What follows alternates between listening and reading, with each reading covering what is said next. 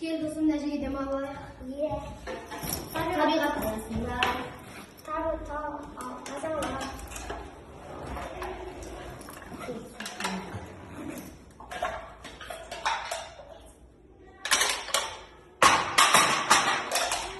Sevişləsinlər. Sağımız basaq konuştuq. Aynı kazanlar. Gittik. Ойбай, мына жер не болып кеткен? Айнала қоқысқа толып кетіпті ғой. Иә, кеше ғана тап-таза еді ғой. Ал енді қоқысқа толып тұр. Бұны қалай түсінеміз? Бұл жер енді менің патшалығым. Қандай керемет, қараңдаршы. Айналамыз шашылған қоқыстар, лақтырылған пластик бөтелкелер. Сендердің денсаулықтарыңа зиян келтіру үшін мен барлық жағдайды жасаймын. Жоқ, біз бұған жол бере алмаймыз. Біз табиғатты қорғаймыз. Тоқта, қоқыс патшасы, біз саған көмектесе аламыз.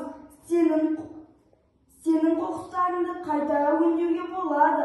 Егер бар қоқысты дұрыс топтаса, табиғатты ластамай, қоқыстың бәрін қайта өңдеуге жібере аламыз. Қалай сонда? Түрлі түсті жәшіктер бар.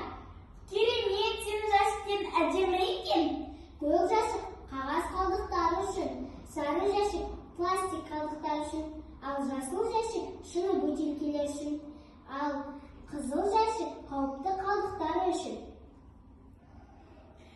Сенің түрлі түсті жәшіктерің қатты ұнады және пайдасы зор деп ойлаймын.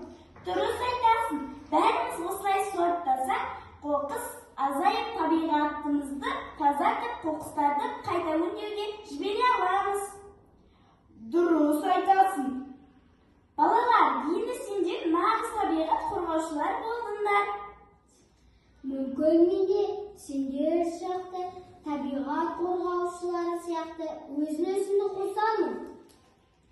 Жарайсың, қоқыс патшасы. Әрине, қоқыс патшасы, егер сен қоқысты сұрыптауға көмектессең, табиғат саған да бізге де алғыс айтады.